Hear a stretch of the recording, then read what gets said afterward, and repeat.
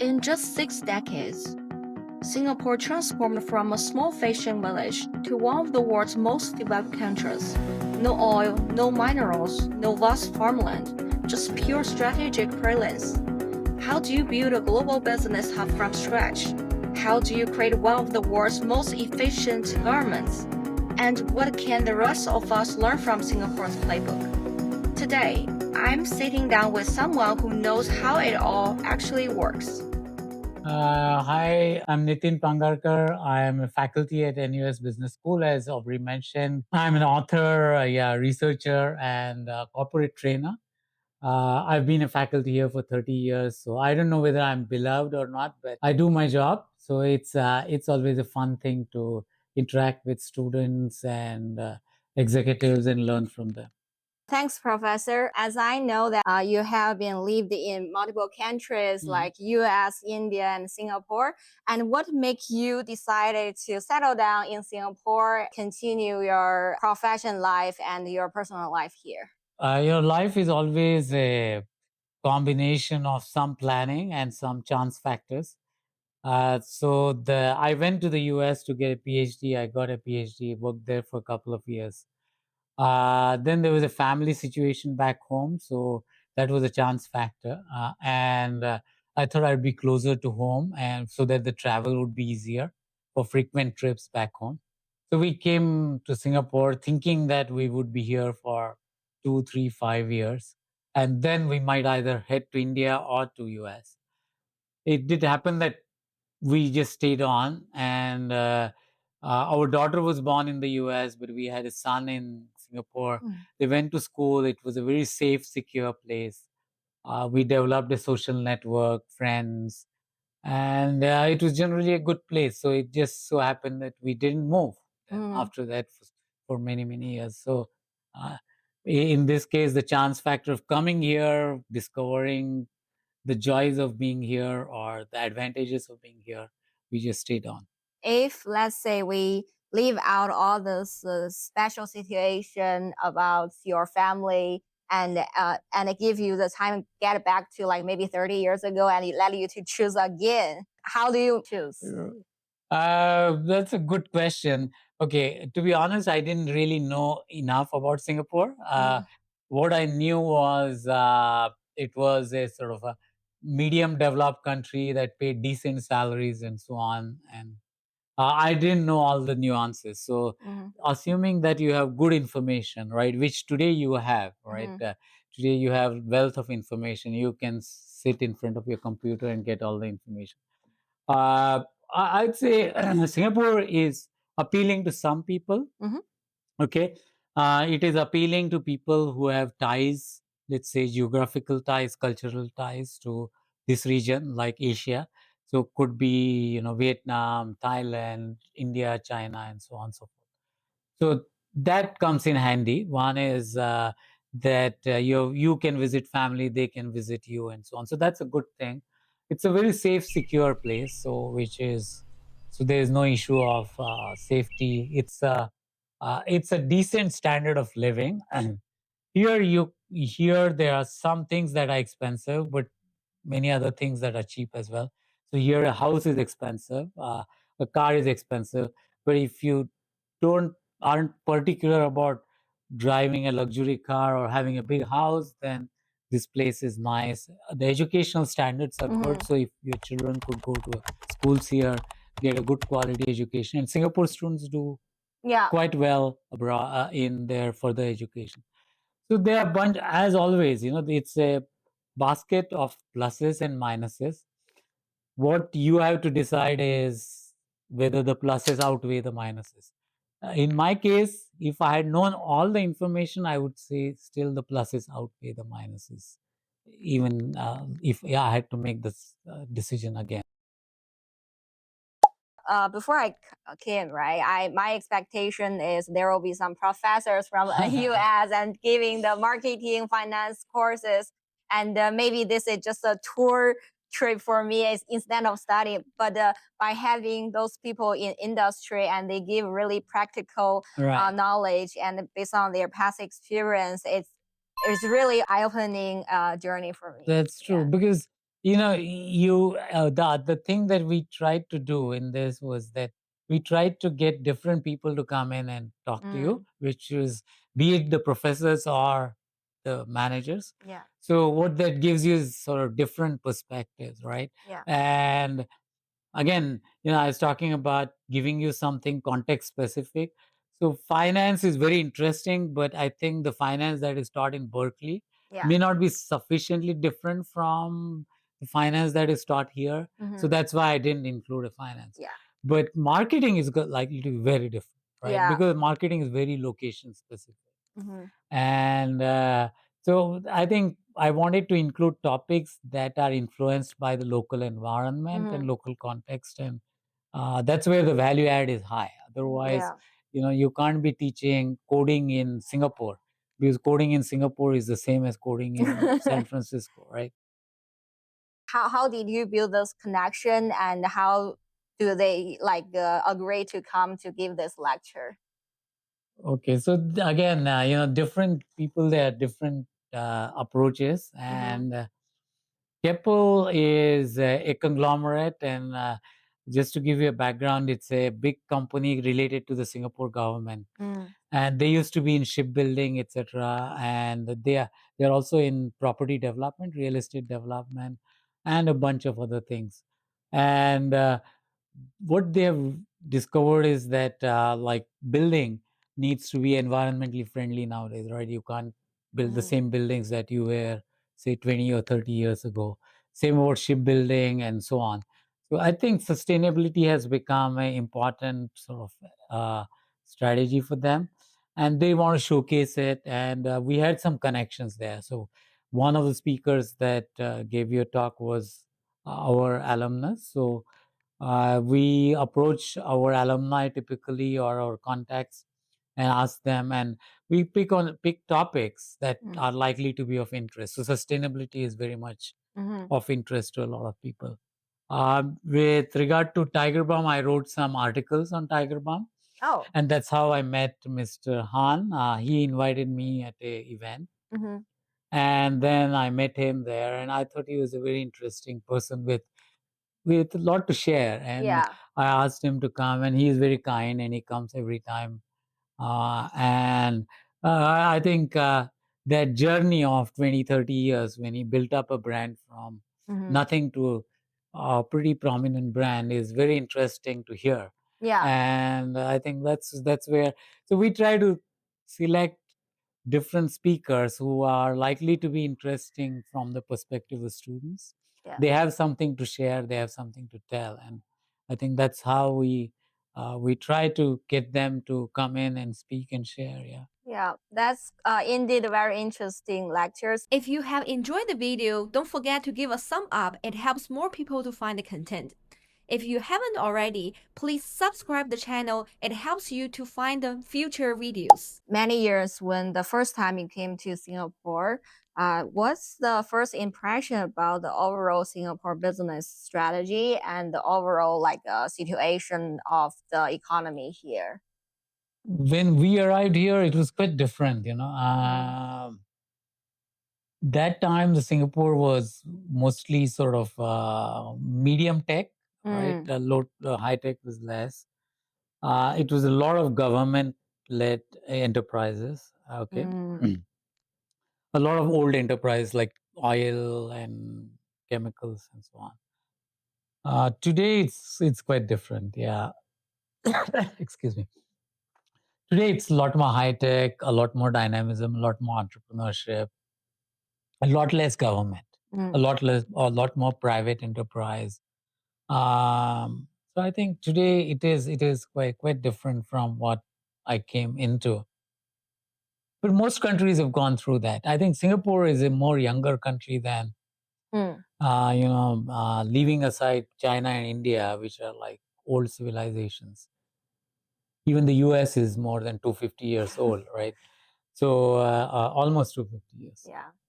So Singapore is a young country. It is only 60 years old. So Singapore is still evolving. It was evolving then. It is still evolving. Almost every country is evolving, but Singapore kind of has done more of the sweep of evolution than many other countries. Yeah. So you mentioned that when you first came, there are a lot of government enterprises. Right. And then in the course, I also learned that the government trying to initiate this project or this area, and then eventually they will give to the private company to run it. So I wonder why they want to make this change. Is that they observe like it's very hard to manage centrally? What the government realizes that is that the government is not as good at managing as the private sector typically. There may be cases when the government is a good manager of businesses. So in general, maybe 90% of the cases, the government is not as good a manager as the private sector. The private sector is very dynamic, right? Yeah. They're very adaptable. They are very flexible. The government can rarely be that flexible. So what the Singapore government does and did in the past is that, and probably even does today, is that whenever there is a gap, and that gap cannot be credibly filled by private enterprise, then the government steps in and fills that gap. But once that gap is filled, and then you are on a sort of a self-sustaining mode, self-development mode, then the government turns over, so that then the efficiencies of the private sector enterprise come in and you can depend on them. But there are situations when, so if you take, for instance, telecom network, right? Singapore, when Singapore started, the telecom network, to build a network would take a lot of money. The private sector didn't have the technology, didn't have the money, didn't have the expertise. So the government stepped in and said, and the telecom network is very important to a country's development, right? So the government stepped in and said, let me do this. Yeah, a long time back, I think Ronald Reagan, of course, many young Americans may not even remember him.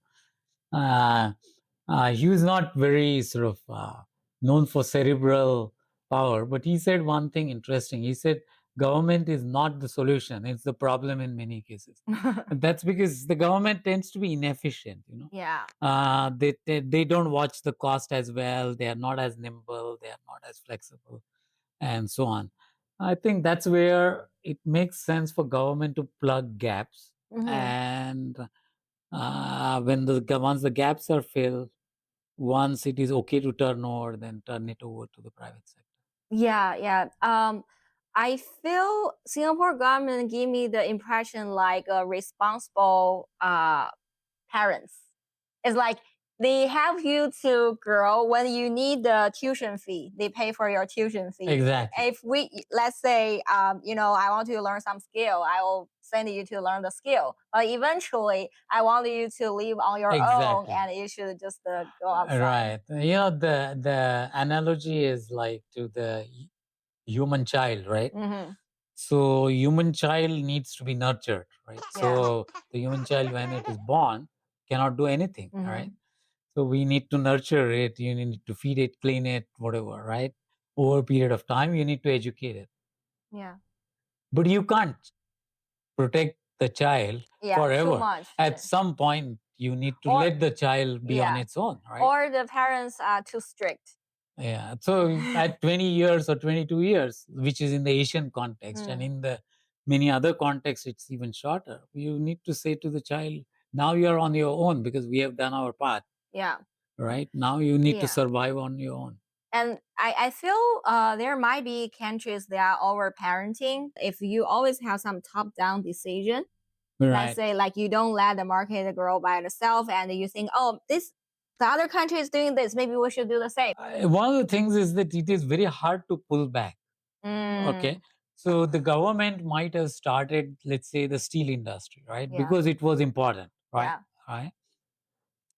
But then afterwards, if the government sells the steel industry to the private sector and the private sector lays off the people, then it's a problem. It's a political problem, right? The laid off people are very unhappy. Yeah. They will vote against the government. Yeah. And then that becomes a political sort of issue, Singapore, it's the politics is less important. So it kind of, that's why they can make the decision to pull back, pull their support back and say, let the private sector take over.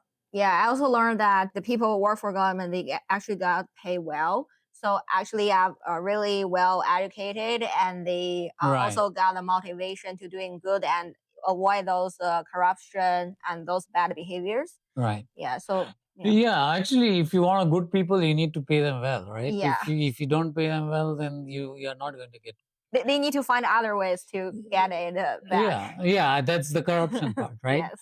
So you don't want corruption, you don't want less smart people, you want good people because they will form good policies. Mhm. They will do a good job implementing those policies. So actually, the money you spend on hiring good people will be paid many times over Mhm. if you follow that policy consistently, Yeah. and then you don't get in the way of they're doing a good job. Yeah. If the politicians get in the way of, the politicians hire good people and then stop the good people from making the decisions and implementing them, then it's useless, right? And it's Exactly. counterproductive. So Yeah. you need to have multiple things. You need to hire good people, incentivize them, and leave them alone. So, if you need to give one piece of advice or one principle you want your students to keep in their minds when they graduate or in their life or in their work, what it can be? Wow, one is difficult, yeah. But I think if it was one, I would say curiosity is the most important. Mm. You need to be curious about how things work, not only in your own domain, okay, uh, in everything around you. So even when you are, say, going to a mall, you need to, that's how much of entrepreneurship is born, which is identifying problems, identifying things that don't work as well as they should, Mhm. and then trying to solve that problem, right? So I think curiosity is the sort of mother of invention, right? So and innovation, I think curiosity is very, very, very important for anybody, not only students, but for success in life. You need to, and I think the other side of curiosity is the humility, Mm. right? So you could say you're curious, but if you're not humble, right? If you're humble, you say, oh shoot, I don't understand this, and I Yeah. need to learn more about it. Yeah. And that's curiosity and humility together, right? Yeah. The lack of humility means that you are not you are not open enough to learn new things, right? So you need to have that humility as well, right? And one aspect of the humility is the accountability also. So you need to be able to say, as students or as managers, Mhm. it is very important to have accountability, as in you need to say, I was wrong. Mm. It should come easily to you. Yeah. It shouldn't be very painful to you, because only when you say you were wrong, you avoid that mistake again. Yeah. You will improve yourself. Improve yourself, Yeah. right? Otherwise, if you don't even admit that you are Mm. wrong, then you will never improve. So I think these are some traits that are useful to you, whether you are doing a marketing job or a finance job or some other job. And everybody makes mistakes. Even the mighty companies that we all know today, the Googles, the Apples, the Microsofts, whatever, whichever company, they have made mistakes. Mm-hmm. But they have had the humility to say, yeah, we made a mistake and let's change it.